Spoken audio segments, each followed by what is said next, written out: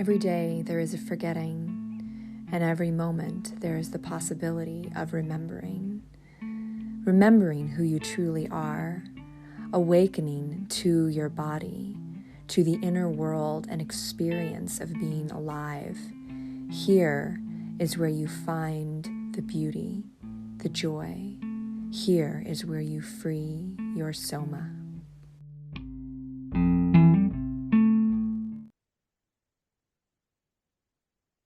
Hello, everybody. Welcome to Free Your Soma, Stories of Somatic Awakening and How to Live from the Inside Out. I am super duper excited today because I have Toni Nagy with me today, and I've been following her on Instagram for about a year now, and she is so hilarious and awesome.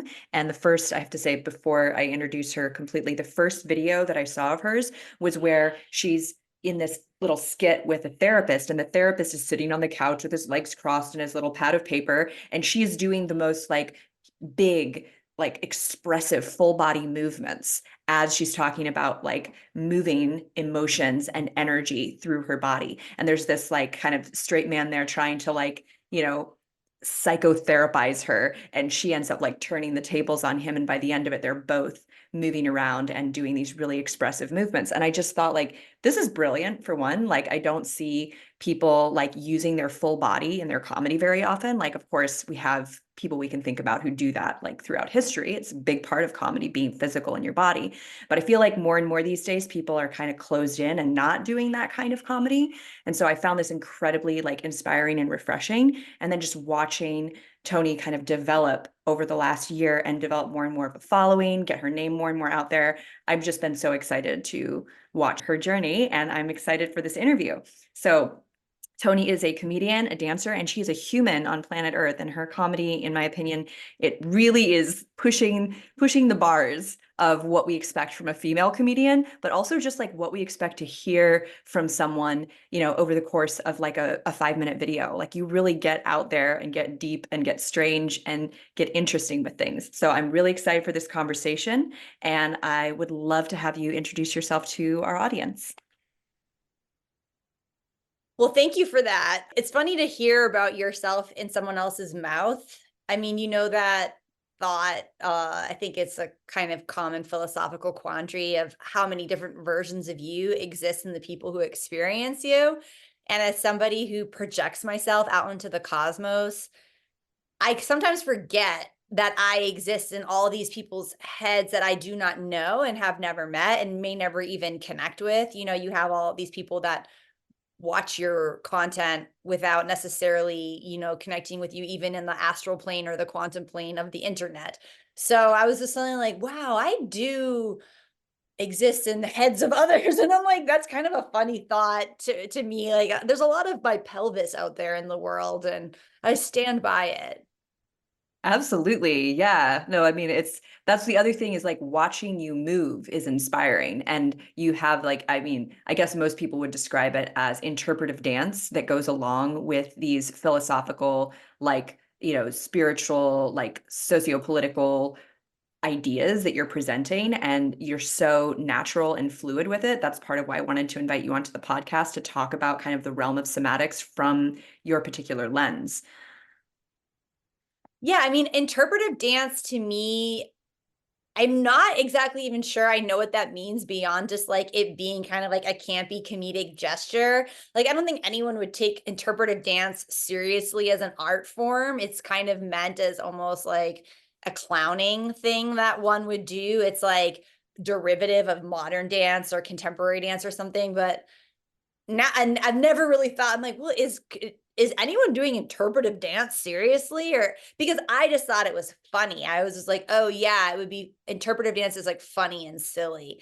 And I think that was why I married these two kind of concepts of interpretive dance and political social commentary. Cause I was like, oh, the seduction of the absurd with the serious. I think that was Yeah. what my intention was from the beginning. Awesome. I love that because often the serious gets really, really serious and really, really heavy if we don't have some levity, right? If we don't have something to kind of balance it out, it can be easy for people to want to turn away. But if you can also like make people laugh a little bit or like have some enjoyment, they'll actually lend their ear a little deeper, I think. Yeah, it's such an interesting balance because on the one hand, you don't want to minimize the intensity of global suffering that is happening, which is undigestible, right? It's too much. It's just like, I think we're experiencing a collective IBS, a social diarrhea, where nobody can digest the level of pain that is projected out. However, when things are kind of like, we see it. When things are too comedic, then it's just like, oh, whatever, whatever. It's almost like, do you remember there was these concerts, the free Tibet concerts? And then they were like, oh, we're raising money for Tibet. And it's almost like in that effort to quote unquote free Tibet with these concerts, it's like when the concerts are over, the public is like, oh, Tibet must be free because there's no more concerts. So Mm. it's interesting, like marrying causes with artistic expression. I oscillate between like, is this the language or isn't it? However, it's the language that I play with because at least it's like diving into a consciousness where people are becoming more aware. But in order to be a true quote unquote activist or citizen of the world, it is going to take personal action. And how do you spread personal action? I don't know. That does happen, I think, within the family a little bit. Like I'm thinking about this only because I was having this conversation with my friend about, she has a kid who's younger than my kid. My kid's 13. And we were talking about, some issue, and she was like asking for advice about her child. And I was like, well, you could tell your kid to say whatever the fuck you want. Doesn't mean they're going to say it. The kid is going to embody the culture of your family. So if you want to give your child values, you have to embody those values. That has to be the consistent culture within your family in order for that to fully integrate within their being. And when I think about education, when I think about any of these things, I can say whatever I want, but is anyone else going to embody it if I'm not embodying it? No. So it's like I have to embody what the hell I'm talking about. And in order for me to do that, I have to be on that consistent path of integrity, which is not easy. I'm not saying I'm accomplishing it. I'm saying I attempt to. Right. It's an ongoing practice because life is overwhelming. And as you said, sometimes completely undigestible.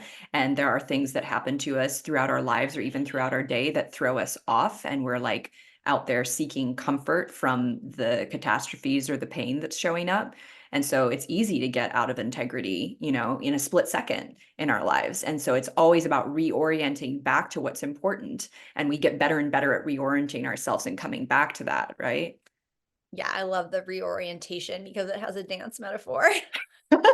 Yeah. So tell us a bit about like you've been dancing a long time and tell us a little bit about like your dance journey. Because I know dancers, they have a specific way they relate to their body and to somatics sometimes. Did you know about somatics from a dance point of view?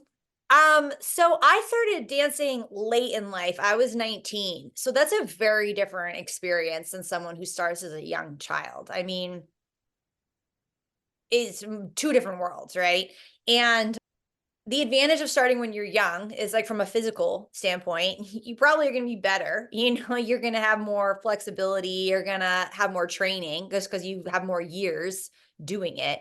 The advantage of starting when you're older is there's a certain like intellectual sophistication that happens with our relationship to the body. However, a lot of adults or older teens do not start dance because they find it humiliating.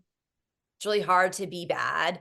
It's really hard to compare yourself to others who have more training, who have more experience, and there's like a self-consciousness that exists when we get older that, a 3-year-old isn't self-conscious in the same way. I mean, they begin to be, but it kind of takes time for that to fully take over. So there's a lot of, I think physically it's probably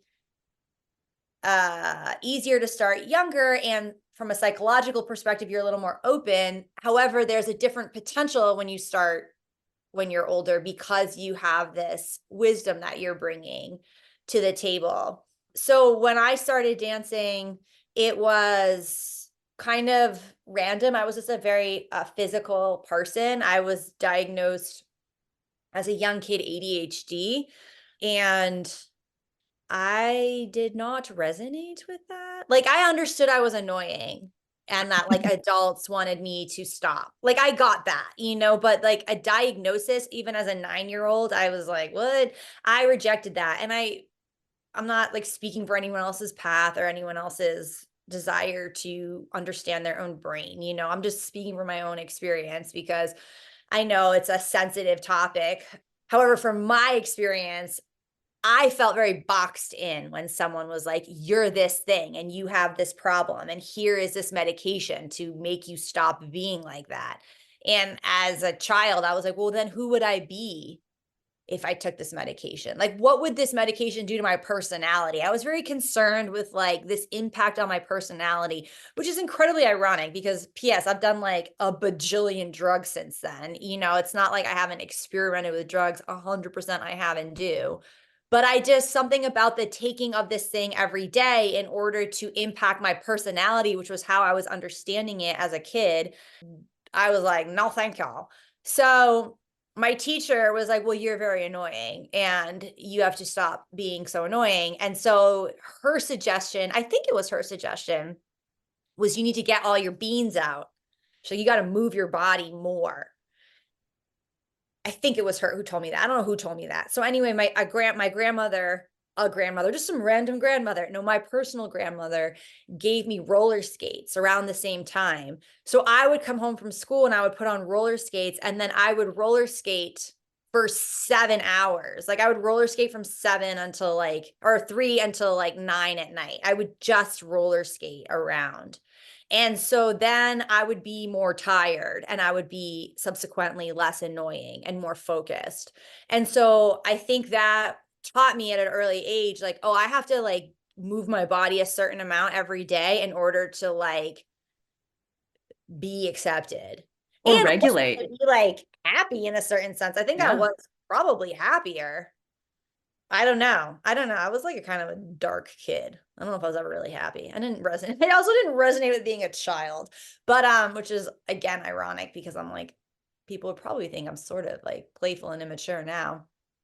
But long story very long is that what was I even talking about? Why did I start this? We're talking about the dancing, Oh yeah, coming the into dancing. dance. So Yeah. I started dancing because I went to a school that did not have sports, and I had played sports my whole life. And my mother actually was like, you should go to Sarah Lawrence College. I knew nothing about this college. I didn't particularly want to go to college. Yes, retrospectively, I 100% understand college is a deep privilege, and I was incredibly lucky. This was not lost on me. But when I was applying, my parents are professors. They wanted me to go to college, and I was like, fuck education. Fuck you, mom and dad. I'm not going to college. And then my mom was like, yes, you are. So she wanted me to go to the school called Sarah Lawrence that was very artsy, very creative, very counterculture, the complete opposite of my upbringing up until then. I had gone to a school that was kind of sports oriented and everyone wore Gap and shit like that. So when I landed at that school, I was like, what the hell? Where am I? It was a culture shock. I was like, this is like the Lilith Fair. What's going on? These aren't my people. And the only physical outlet was dance. And so I was like, oh, I'll just try this. Because I used to go out dancing at clubs and at raves. I don't know. They don't have raves anymore. But back in my day, there would be these raves where you would just take ecstasy and crystal meth and dance for 7 hours and acid. And I was like, oh yeah, I do that. That's something I do. So I had been dancing since and I would always dance in my room alone. Because I think that's what people did in the 90s. You danced alone in your room and thought about things because you didn't have a phone. Right. And so Now people just record it, right? Now people do that, but they record it and put it on the internet. you literally just made that connection for me. I was like, right. That's exactly what happens. And that's like exactly what my life is like. Wait a minute. Like, you're just like putting the pieces together of the last like 25 years of my life. I'm like, wait a goddamn second. Yeah, my whole high school years, I was also super depressed because I think of the birth control pills.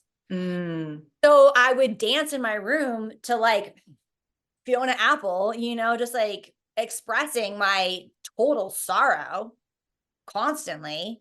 And then I would go out to raves and do drugs. And then I would go to clubs and do drugs. I don't know how I was getting in these clubs. Oh, I do. I got a tattoo at 15 and I'd be like, this is my ID, And then people would let us in because I was dressed like a harlot. So dancing was a part of my life and a part of my medicine, but I had never been trained. And then it was in college that I started this training. And I was very bad. I was the worst person in every class for all 4 years, always the worst.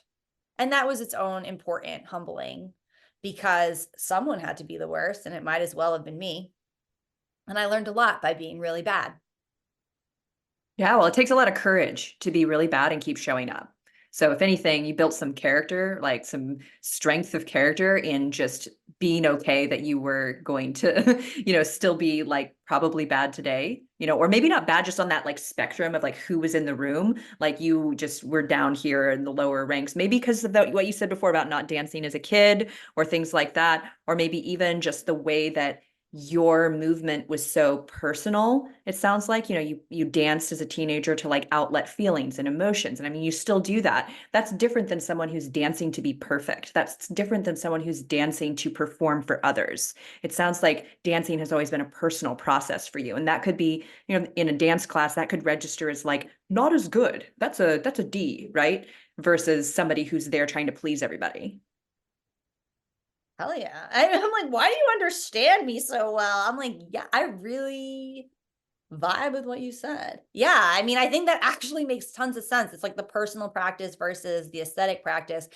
And like, I do want to say the concept of training, right? Because training is a very valuable thing to do. However, training can also pull you from your personal practice or pull you from your personal exploration.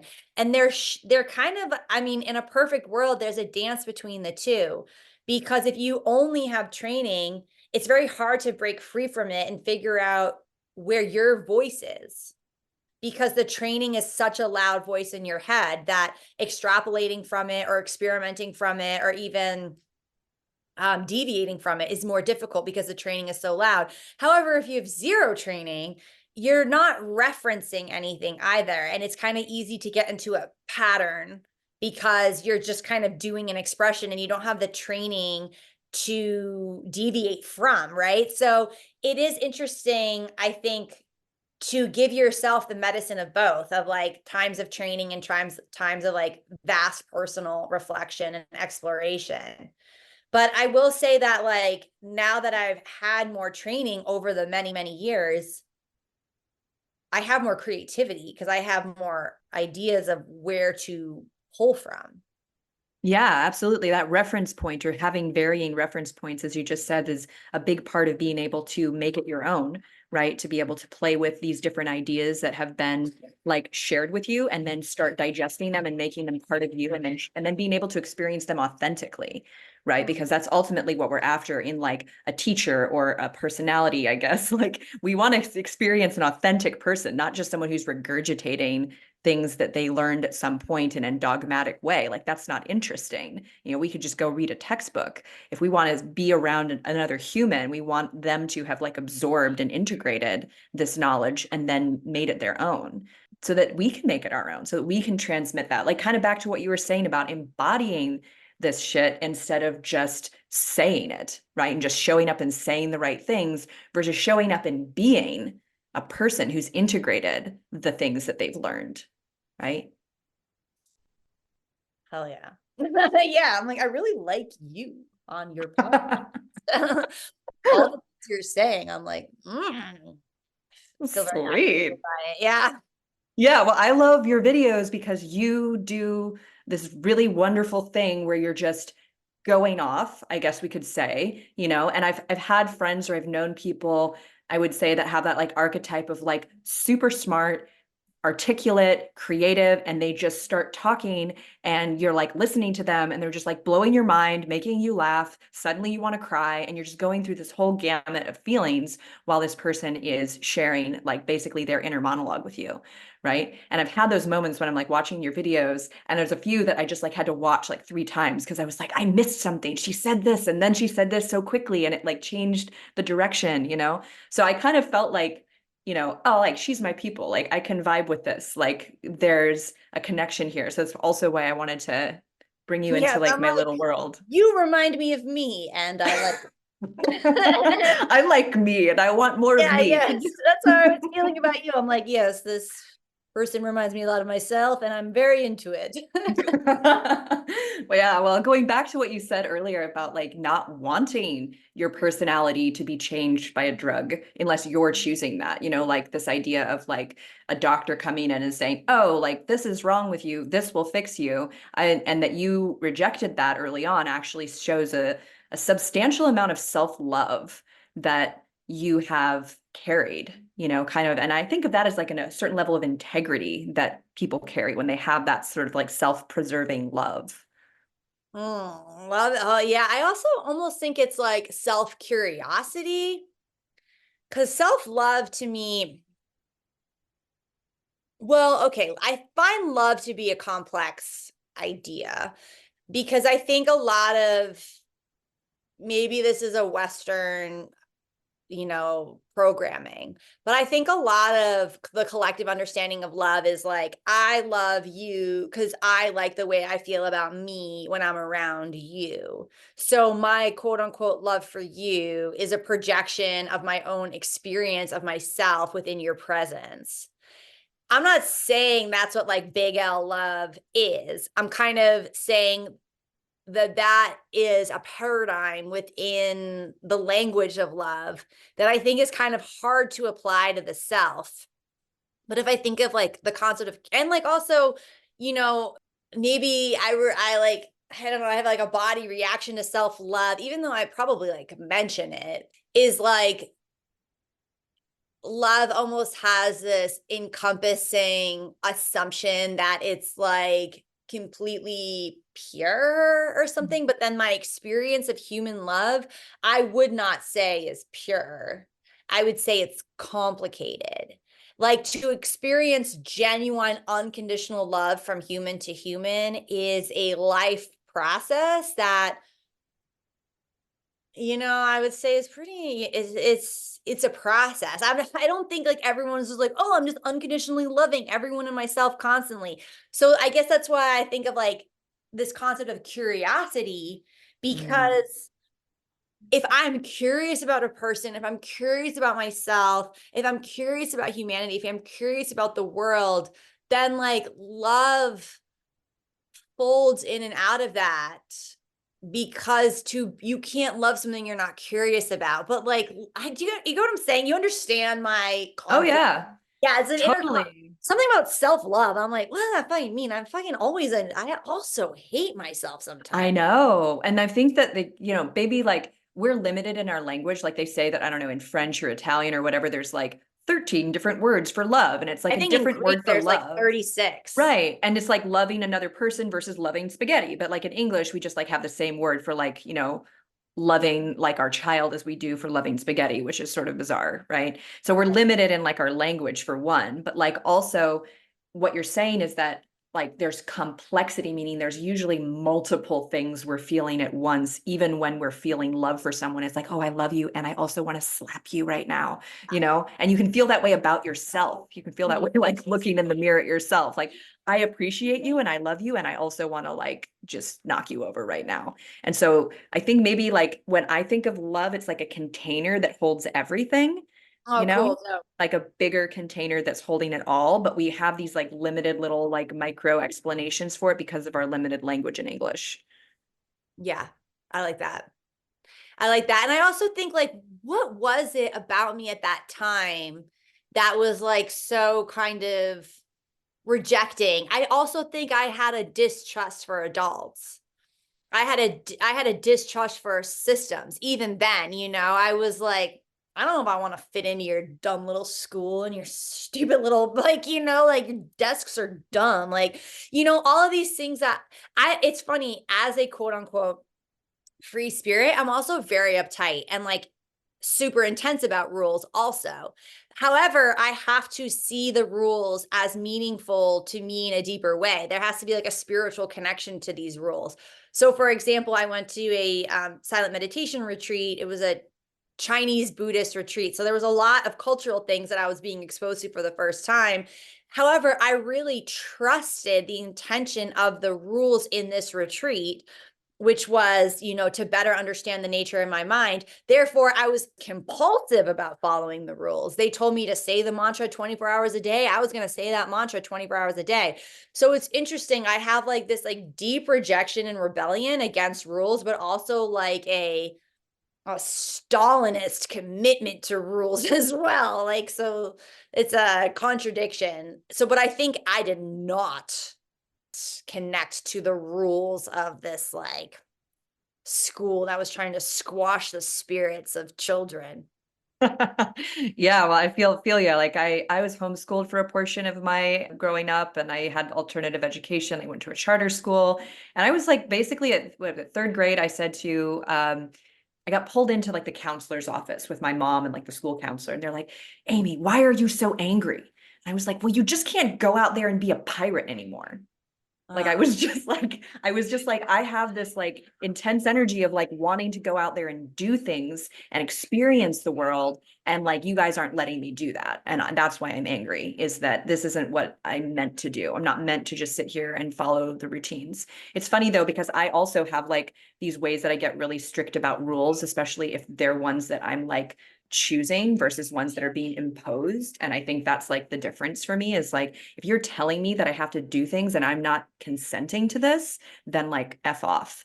But like if I'm going into, like you said, a meditation or a yoga or an environment, and I'm saying, I want to be part of this, I'm saying yes to this, and there's all these rules, I'm going to be like so compliant, right? what sign are you? I'm a Cancer Leo. Ooh, interesting. I'm a Capricorn. Oh, nice. Yeah. What's Opposite. your, oh, let's do the whole astrology thing. What's your moon? My moon is Taurus. My rising is Pisces. My Mercury Mm. is Sagittarius, and my Venus is Aquarius. Oh, sweet. Okay. That so fits with what I have observed. Yeah, because I it's would, like earth energy mixed with like what? yeah. Well, especially that rising sign, like they say that with Pisces rising, like your eyes, like people will comment on your eyes, or your eyes kind of like draw people into like this other world or something. And I've definitely had moments like that with like your videos and your eyes, like your eyes will like get real big when you're talking about something, and I'll be like, whoa, we're entering the quantum field right now. Oh yeah, that's so interesting. Yeah, that is very true. Yeah, because I do have like intense eyes for sure. I didn't know that. My other Pisces rising friend also has these really wackadoo eyes. Yeah, huh. I'm gonna like Yeah. investigate that more. That's cool. Well, it's because they say Neptune's ruling your first house. So that's like this energy. They say the eyes might also, even if they're not blue, they have like a lightness to them. They have like a translucence. My son has a Pisces rising and he's got blue eyes, but they're kind of Asiatic shaped like mine. So people are always commenting on them because it's not, you don't usually see like blue eyes that like have an almond shape or something. Yeah, interesting. I love Yeah. astrology. I think of it as like a language, people are like, "Oh, you believe in astrology." I'm like, "I don't know." Like it's a language that I speak because my mom raised me with it personally. Like that's part of my lore, is like my mom was always talking about astrology when I was growing up. So there were times I rejected it. Like, you might reject Catholicism, but then there's like a part of my brain that's like, "But what if it is true? Like what if Mercury's in retrograde and that's why," or something.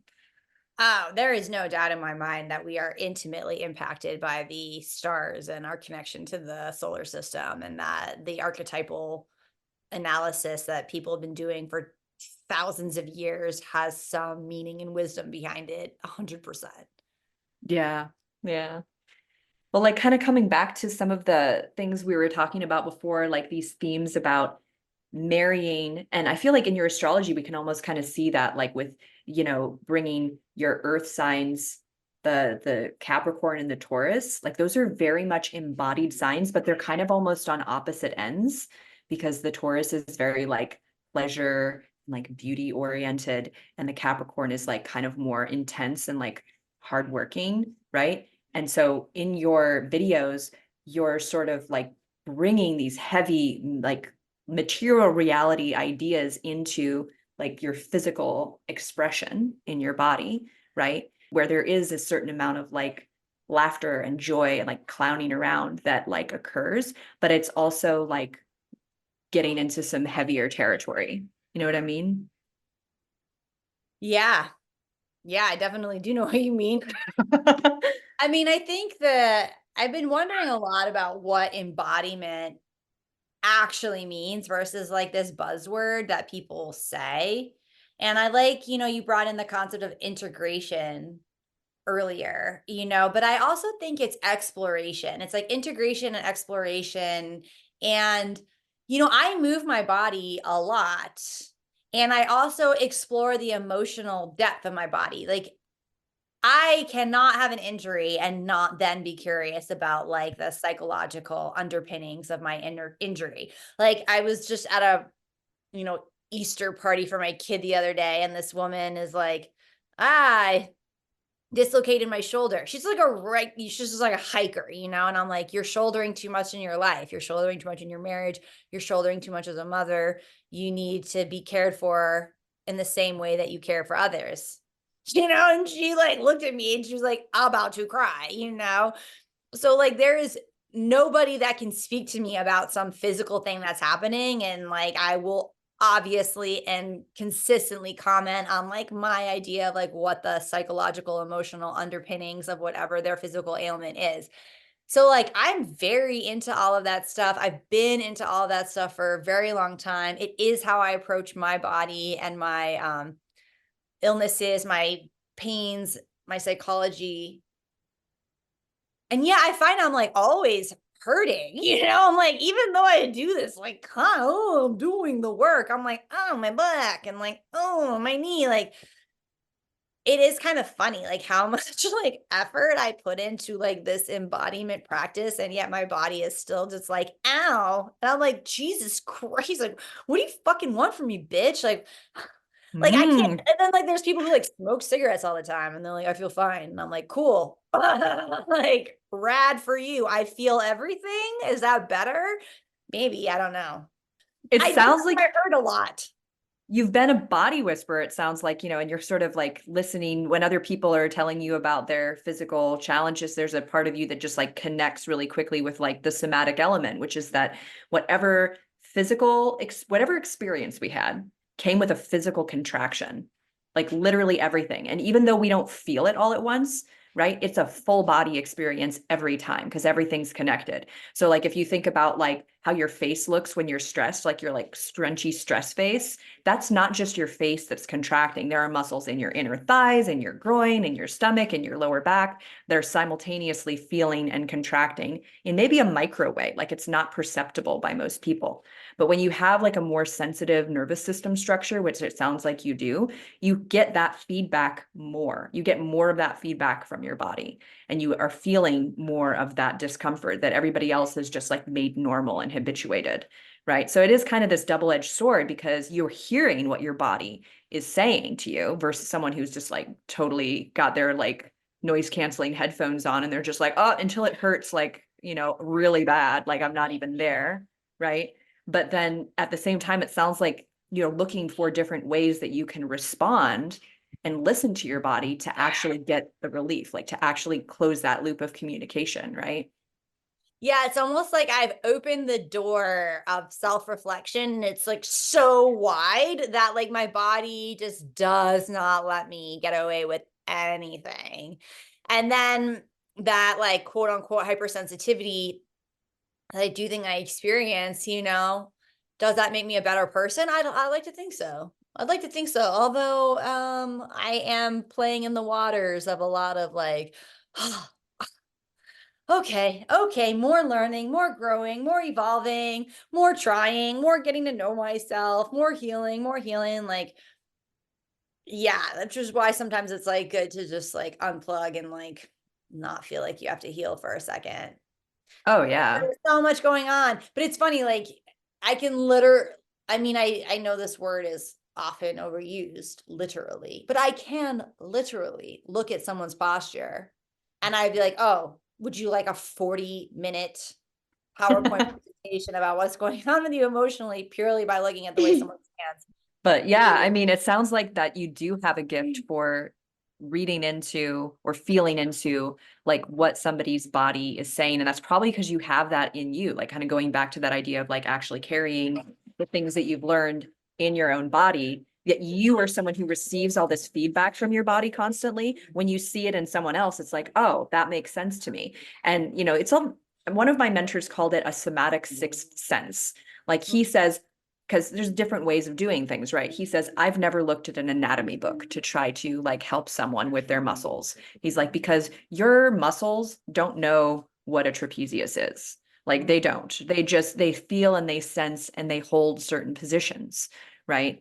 And so when he like looks at someone, he feels what that might be like in his body. And then he goes about helping them to release that based on that like soma to soma like sixth sense versus like let me look in this book and let me like you know try to section out and like pretend that your body is in pieces and let's put it back together, right? It's just different ways of going about things, but it sounds like you're much more in that like perception sensing type. Yeah, that's really interesting because I had this, woman working on me once and she was a body worker. And, we were doing something with my right hip.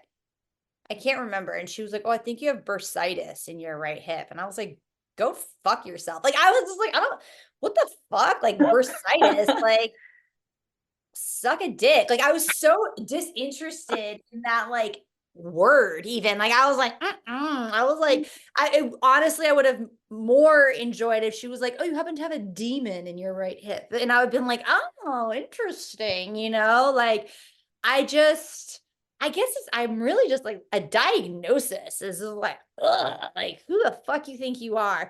And I really do like this idea of like soma to soma. It's like that skin to skin. You have a baby, and what do they always tell you? Like, put the naked baby to your skin. You will need that skin to skin data to be transferred to one another. And like, I'm so much more interested in being like, oh, like rather than being like, oh, I had this condition called bursitis, and now I must do this or take this, blah, blah, blah. I'm so much more interested in just like exploring my right hip and like all the ways in which that manifests in a physical, spiritual way, and like how I can support it, how I can, heal it, how I can develop the strength I need to release it. Whatever is going on, I'm open to so much language and I'm open to work and I'm open to suggestion. I just like I'm very disinterested in some like Yeah. diagnosis. It's like a Yeah. label. It's like a label kind of getting like dumped on you. And you're like, now what do I do with this? There's no solution in this. There's just telling me there's something wrong with me that like may not actually, there may not be anything wrong. Maybe your right hip was, maybe it was related to something you were experiencing. That's a good question. Like when you're going about your life, have you noticed that certain areas of your body respond to like situations in a certain way? I think every time I have to just like stand for a long time, my body does not like it. Like I get so stiff to standing. I hate standing. It's like Yeah, I'll move, I'll dance, I'll move, I'll walk, or I'll sit, but I don't want to fucking stand anywhere. I hate standing is garbage. Yeah. So do you find that like you do that thing where you like kind of shift your weight from side to side? Like if you have to stand in line at the bank, are you like kind of like shifting a little bit, like doing a little something, something?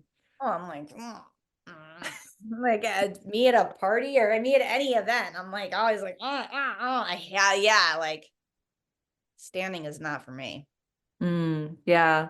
When I first started on like my kind of like body awareness journey, I noticed that like I would squeeze my legs together when I was in public all the time. And I mean, obviously, like you can totally, I feel like you zeroing in on like, oh, what that might mean, especially if I was like on a bus or something, or if there were a lot of men around, Oh I would yeah. notice that unconsciously I would just like make myself smaller. I would like squeeze my legs together. And it was completely involuntary. And I had no realized at a certain point, like, oh my God, I've probably been doing this like my whole life, like since I was a kid.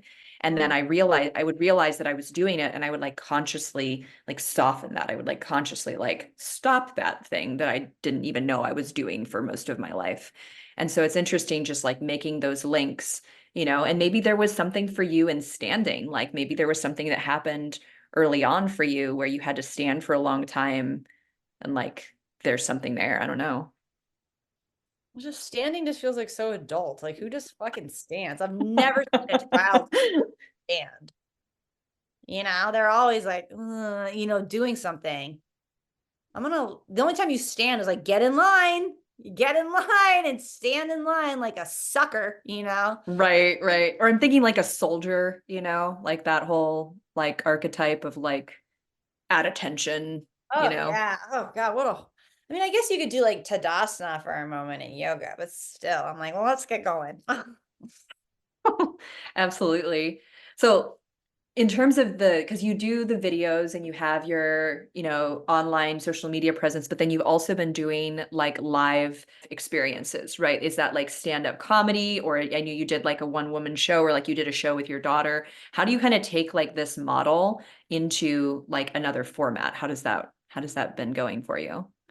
I don't. I mean, like I have my online thing and then I have things that I do on stage, and I'm not trying to like congeal the two. Oh, okay. Yeah.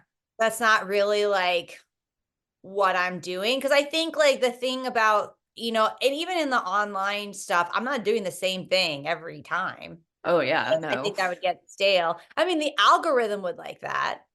I think if I just like did dancing videos and that was all I did, and then the algorithm would reward me for that because they would know how to categorize me. But like as a person who like, wants to explore different parts of myself, that was never something I wanted to do, was just one thing. And same with the live performances. Like live performance is very different than like being digested on the internet. I think the thing about the internet is like two things are happening. You're not always editing, but you can edit your work. And like part of editing is creating like a rhythm, a visual rhythm of what people see with these cuts.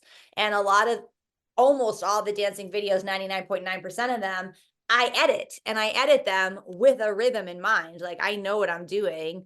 I know how I'm saying something, and that rhythm is part of how people retain the information.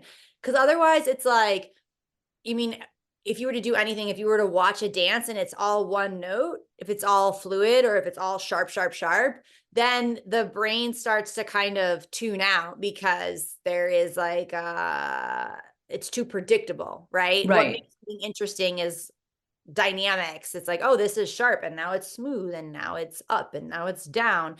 And so for me, the editing rhythm is part of the dynamic of those dance monologues. I don't know if it would translate live in the same way because it might just like, I don't know. I don't know. It's just not what I'm interested in doing. I like to do stand up. I'm a stand up comic and I like to do regular stand up. And then if I'm going to do a show, there are elements of dance, but they're more traditional elements of dance in a certain sense. Like I do a contemporary dance I did a show with my daughter called Go to Your Womb. And like we do a contemporary dance together and we do all these skits and we do monologues and it's like a variety. I mean, I guess I want to say variety show in a certain sense. Those kind of things interest me. Variety interests me. So my live shows have a variety to them. And then I have a one person show called Men Come Inside of Me, where I like embody men and I embody myself and I become men and I invite audience members up. So it's like, I think I like to explore what it is to be live and like why being live is different than being on a computer, and like do that when I'm in front of humans. That makes so much sense. And kind of since you brought it up, like the times when you're like being some dude, it's like scary because it's like, I've met that dude. Like Oh, I you, love it, dude. Like I have met that dude. Like I have so met him multiple times, you know, and you are like too accurate or something. And I'm just curious, like, are you drawing from like sort of, I mean, it's probably a lot. It's like cultural references in a way that you're drawing from, but also personal experiences or both, or is it one or the other? It's me. It's my inner dude. It's your unique inner dude. My inner man. It's not a like impression of another man. It's the man in me. That's why the men come inside of me is the show, because I am talking about men I've come into contact with, but my embodiment of those men are how they are inside of me. The men that I Mm. relate to masculinity because I am masculine, quote unquote. I understand gender is a spectrum and blah, blah, blah. What is masculine? What is feminine? These are socialized traits. These are conditioned. This is part of our programming. Yes, yes, yes. I've read Simone de Beauvoir. I get it. And this is kind of what I'm exploring is like my own masculinity and my own connection to masculinity, because I am a very dudely woman. Like I have a lot, like the role I am if you were to do whatever the attachment theory, anxious, avoidant, healthy attachment. I think those are the three types. So, like, culturally, most of the times women have anxious attachment, and so anytime you hear people talking about what it is to be a woman in relationship, they seem to be describing anxious attachment completely to me. That's what I'm, Right. and that the way men are more aloof, that's detached, right? That's distant. That is me. That is how I show up in relationships because that was how I was conditioned to be as a child. So most girls are like, "Oh, you cry, little girl." That's how you express your emotions. And then the crying creates a certain way of relating to people versus men. It's like, "Oh, you shouldn't cry, but like you can be as angry as you want. Show your anger, fine, that's warrior spirit." And so like men or boys are often conditioned to like express their complex emotions through rage, right? So women on average express their complex emotions through tears and men through rage. So like I just didn't have a lot of outlets for any complex emotions, either tears nor rage, right? And so the outcome of that on my like attachment style is to be more reserved. Like it's very hard to know what it is I'm feeling and thinking. I'm not like abusive. And therefore that is a more masculine way of being, quote unquote. And therefore, I attract men who are more feminine. I attract anxious men Mm. because whether or not they're quote alpha dudes, a lot of these dudes are like very angry, very angry alpha men. I've attracted many of those, but ultimately their emotional spectrum is anxious, and Mm. that is considered. Again, I'm putting it all in quotes to reinforce my understanding that this is all a construct. They approach relationships from an anxious slash more feminine standpoint. So when I talk about my experience with relationships, my embodied experience with relationships, or when I'm talking to my friends about their embodied experience with relationships, I am always relating to the man. Like when my friends talk about their dudes, I'm like, oh, I'm on his side. Always, always. But of course I'm their friend and I can, oh yes, I understand you and you are my friend and I can do all that. But I'm like, let's talk about what's going on in his head because I actually understand him a lot better. So I'm like great at giving women, heterosexual women, advice about how to deal with men because I'm just like tapping into my own attachment style. And I'm also an amazing person at texting men who have my own attachment style because I very much know how to manipulate the circumstance. So if my friend's having a problem, I just give me the phone. I will turn it around, like I know exactly what to do, because I am him, he is me. So I mean, I don't know. It's just interesting when we think about like our relationship to this is why I explore men because I am a man, even though I'm That, also a woman. that must be why it feels so authentic, is because it's coming from an authentic place in you. And so then when I come across this like very authentic expression of like, and I have to say, I love the way that you kind of brought these two spaces together of like the attachment theory and like duality, you know, or these like masculine, feminine, this, it's like I hadn't really heard someone like marry these things before, but it totally makes sense, like 100%. And so I love that. And it's just so interesting that you like speak this language. The other thing that I'm thinking here is like Venus and Aquarius, right? Mhm. Yeah, so that can be like we can use that lens to kind of say, hey, there's going to be more detachment here. There's going to be like more distance between you and like maybe your emotional body, maybe you and other people because of that. And there's strengths that come with that kind of like experience. And there are challenges, right? And it sounds like you've really honed in on some of the strengths, which is that you can relate to men in this very unique way that not all women can, right? And that you also are able to like understand the way that, I guess, in speaking this language, in your own words, you said manipulate, but you could kind of like guide things back to like a positive place, it sounds like, when things have gotten all like messy because we're having these two attachment styles like banging up against each other, or the men are from Mars, women are from Venus. There's like this neutralizing energy that you can bring in by like actually translating or something. Yes, I am a translator. I'm a man translator because the relationship will be like about to implode. And I'll be like, give me your goddamn phone. And I'm like, now you're back in it. Is that a good thing to do? I don't know. But like I've done it for many a friend because it's like, it's almost like this concept of rational versus emotional, right? And there is this, again, cultural insistence that men are rational, women are emotional. Like, first of all, I've never been with a man who has not punched multiple holes in my wall. Okay. That is very irrational and that is very emotional. So the fact that men have the reputation of being rational versus emotional is comedy to me. Okay. Like that's hilarious. Men are so emotional. Men have more emotions than like, you know, the average teen girl. However, it's just the way that these emotions are expressed are through like almost like two lenses, which is like fucking rage and shutting down.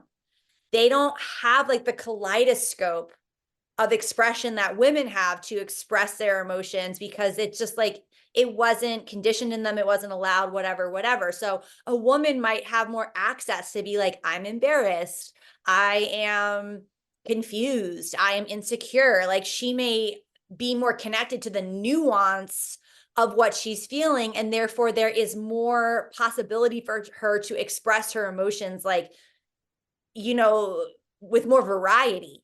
And I think that's why men have this reputation of being quote unquote more rational, just because they're just like distant. They're just like they're stepped back. They're like they're there's an emotional landscape here, and then they're like back here, kind of observing it or Mm. turning their back to it, you know?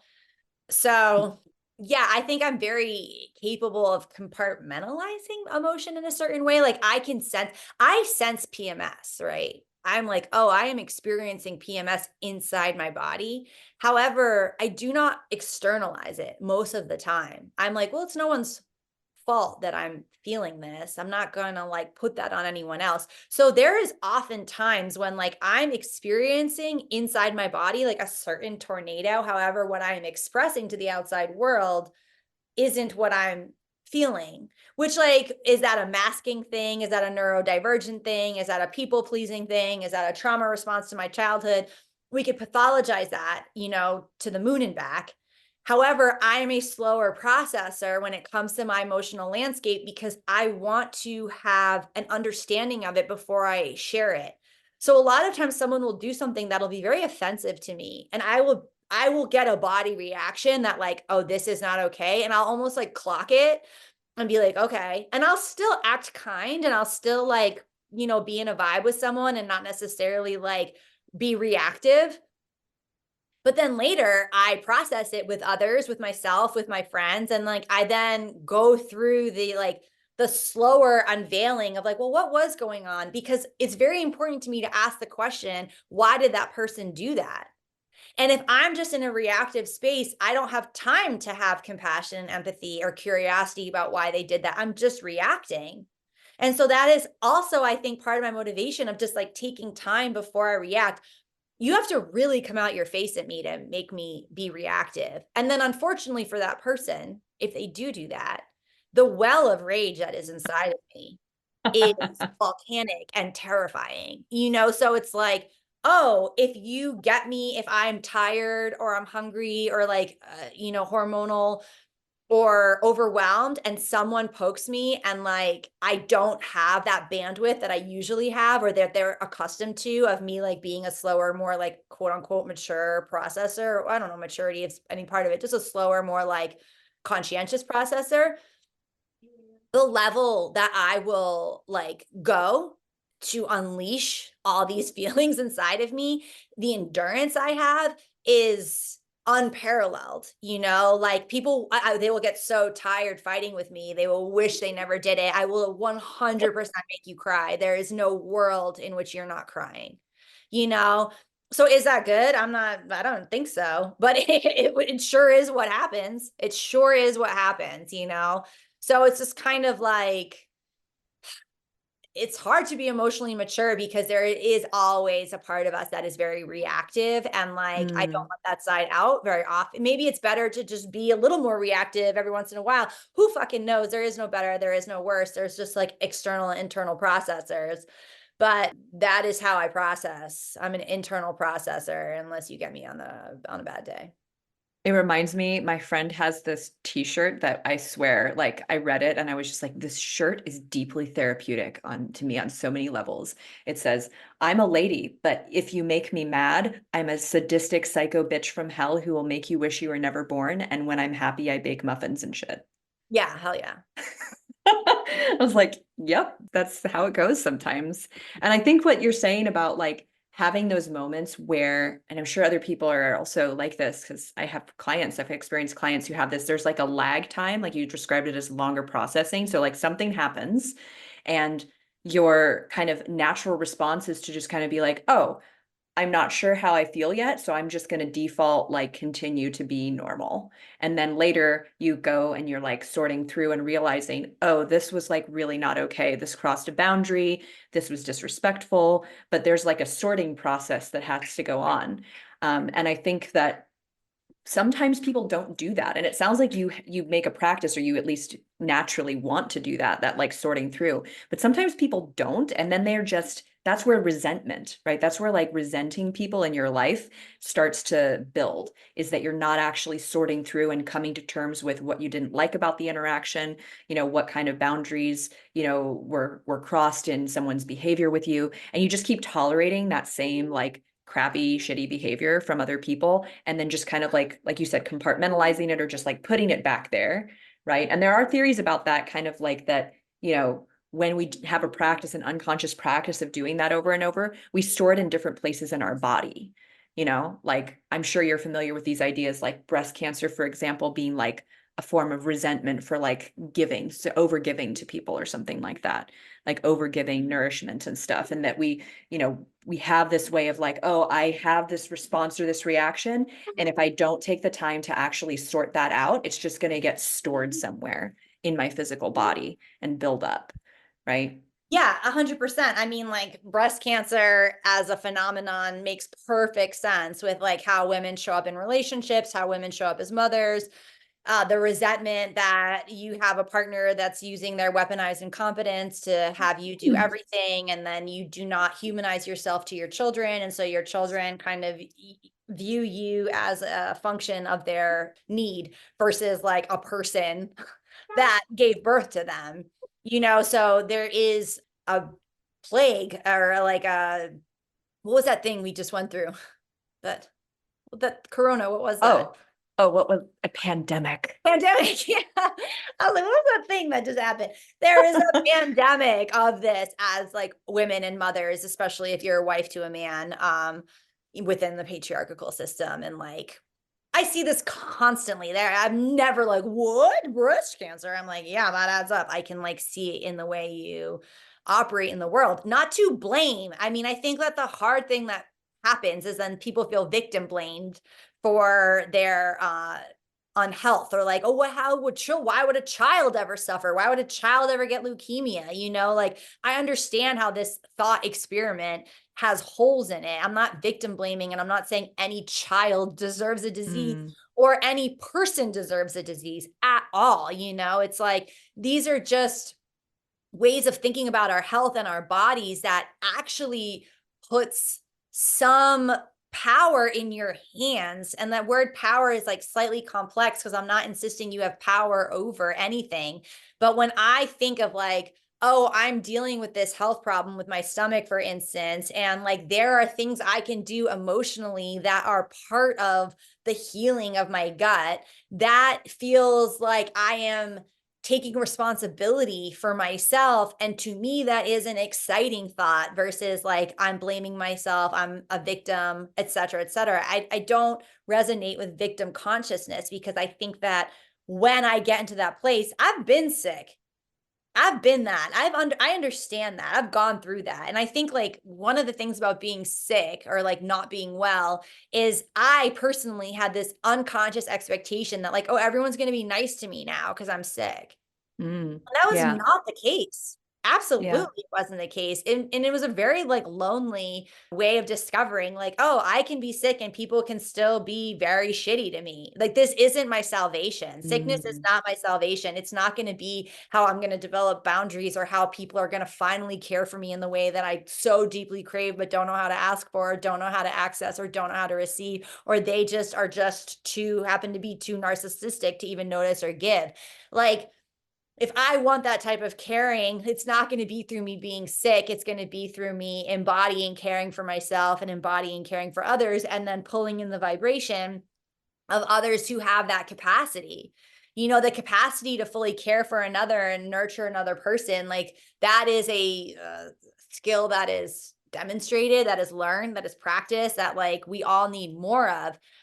And so I always kind of like bristle a little bit too when self-care is just presented as if like, oh, this is this thing you do for yourself. It's like, no, it's self-care is mm, for community. yeah. Self-care is for like how you exist and you operate in the world. And that is very motivating to me, not as a martyr. If I martyr myself, I'm not self-caring. If I martyr myself, I'm not being a better mother. I'm not being a better friend. I'm actually just allowing someone to be a shithead. So Right. there is this kind of dance we have to do about care, like caring for people truly authentically, but also insisting on your own humanity, insisting on your own need for care, insisting on a structure and a platform where you are receiving and not just giving. And to receive is to give, and to give is to receive. Absolutely. I think it's a public service Yeah. to do the things to take care of yourself and not carry around like all of the bullshit that's ever happened to you. Like when I think about the somatic work that I've done, in my own personal body over the last like 10 years. It's like this was a public service because not only am I actually able to help other people through that stuff now, which is obviously like a very clearly we can define that as service, but the way I show up in the world is differently. The way that I interact with humans at the grocery store or the way that I like, deal with things in my interpersonal relationships, it's going back to that idea of having integrity, and if we're out of integrity with ourselves, we're not going to be able to be in integrity like in other areas of our lives. It's just not how it works. There's only so long that we can like pretend that we have our shit together, that we, have it figured out before like that is all just going to like explode and we're going to realize like, oh, no, I actually do have to do the things to take care of myself, whatever that means for that particular person, right? Otherwise, I'm kind of useless out there in some ways. At least that's been my experience. But that's also coming from like, a highly sensitive person or someone who gets a lot of feedback from their body. And like my body kind of demands, like your body seems to demand that I do something about the things that are building up in me. Yeah. Like when we think about the self as a tool, right? Myself, my human body is for me to enjoy, for me to explore, but also to be a force of joy for others, right? So example, I have a child. When my child was young, she wasn't as rational as she is now, but from the minute like her entire life, she would have to come with me to my dance classes. If I was teaching, if I was going to a dance class, if I was teaching a dance class, if I was at home and I wanted to move, she would have to come with me and she would play and wait for me to be done. I would bring her a bag of babies and I would be like, you play and I'm going to move my body and then we're going to connect. And if she was like, no, I want to play now or whatever, I want my needs met now, it was always very clear. I was like, in order for me to meet your needs authentically and to do what you want to do and to play, like very far outside in the woods, which you want to do, I have to first do what I need to do, which is like be in my body. And then we do what you need to do. Like I asserted my humanity with my kid her whole life. And that is, I don't think that mothers are given permission or give themselves permission to do that. So it's like, oh, I don't have time to exercise. I don't have time to do this because I have the kids. Your kids can watch you fucking exercise. Your kid can be there while you do it and they don't have to be on a screen. They can be bored even. They can be like, oh, I'm so bored. You can be like, that's fine that you're bored. I'm going to do this until this time. And that is what is happening. And then I will hang with you and we will connect. And I just like my wish for, women, mothers, wives, whatever, people, women that are part of like systems where they're so often erasing their bodies and erasing their bodies' needs, is to just keep reminding your family, like, no, no, no, no, no, this is a non-negotiable. This is me connecting to my body so I can show up for you and I can show up for myself. And I'm not erasing myself for you. Like that's not being a good mom. That's not being a good wife. That's not being a good partner. That's actually just allowing you to overtake me.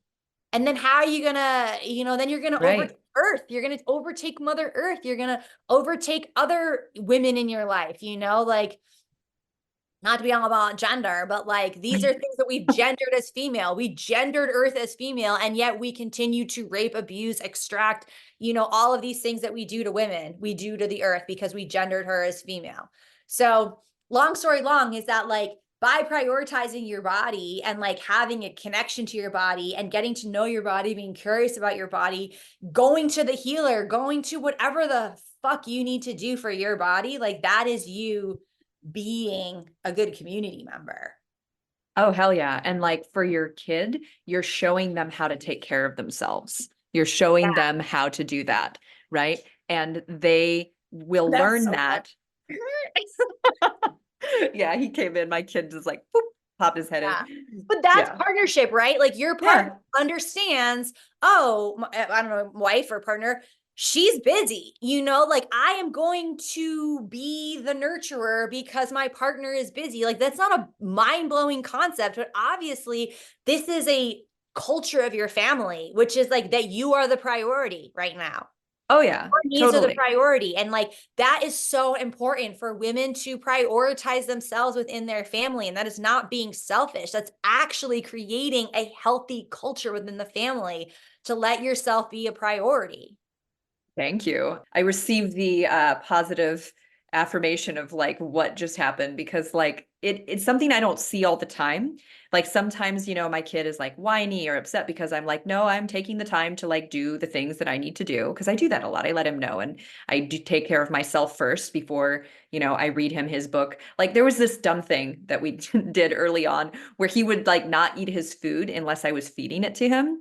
And so I would like read him a book sometimes while he was like finishing his food. Well, now he's 5 and he still wants me to do that. And he wants me to do that while I'm eating. And I'm just like, it's like a no. Like he still asks me, but just like, no, I'm going to eat my food and I'm not going to. And he's like, it's okay if you take bites while you read me this book. And I'm like, that's not okay with me.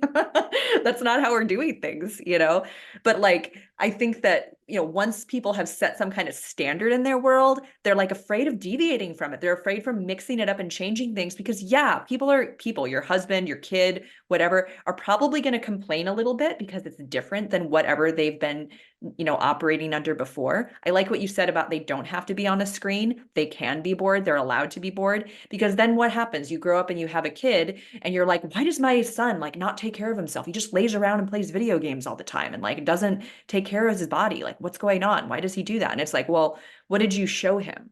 You showed him you not taking care of yourself what in your childhood, not prioritizing taking care of yourself. And so, and then anytime that you were doing something, maybe you just had him like on the phone or playing his video games instead of giving him that tolerance of like nothingness, the tolerance of being bored, right? And then also demonstrating what it means to actually maintain your physical body.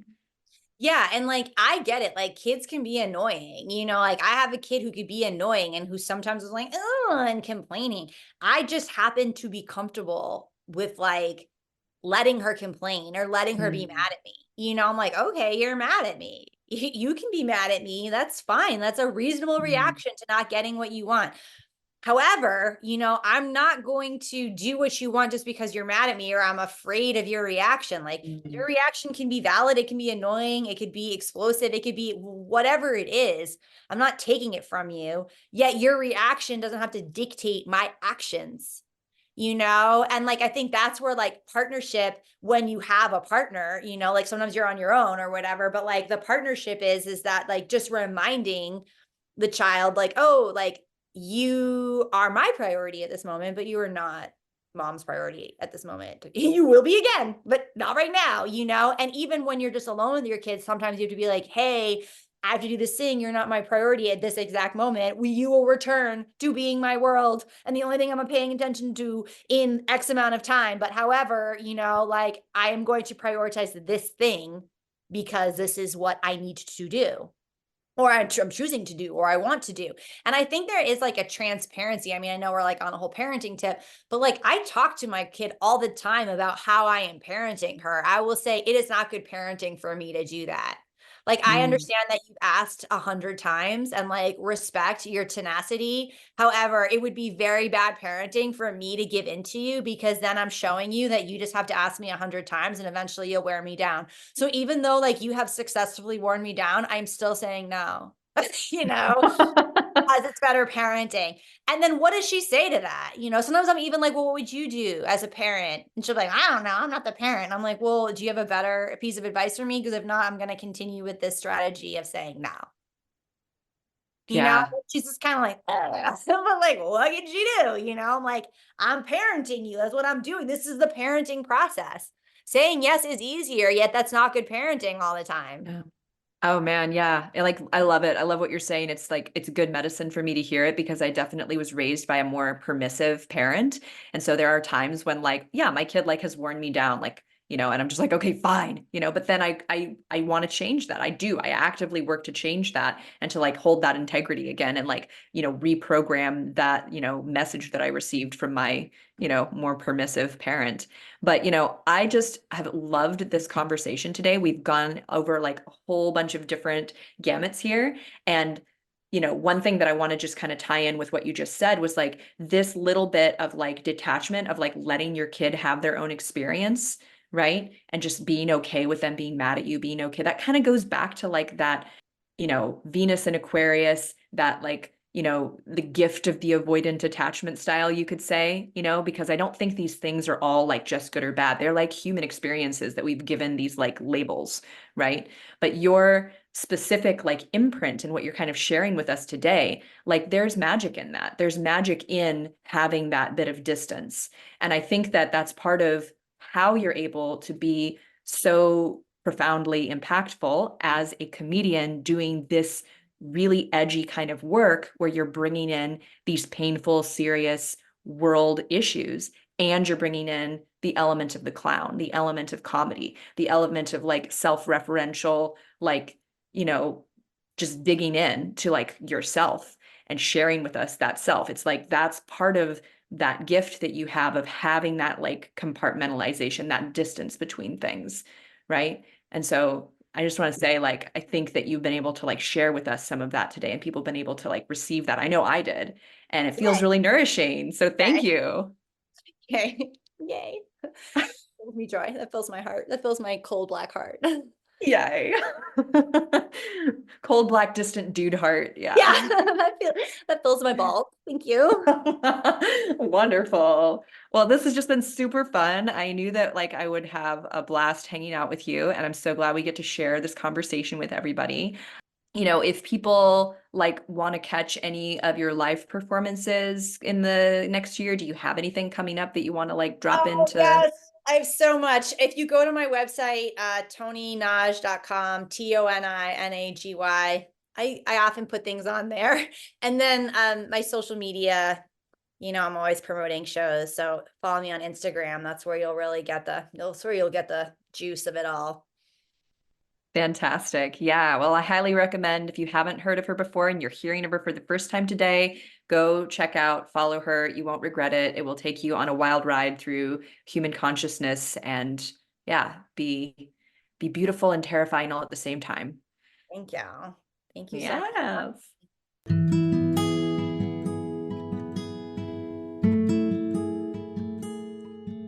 You've been listening to the Free Your Soma podcast. To find out more information about today's guest, check the show notes. And to find out more information about me, Amy Takaya, and the Radiance program, visit www.freeyoursoma.com.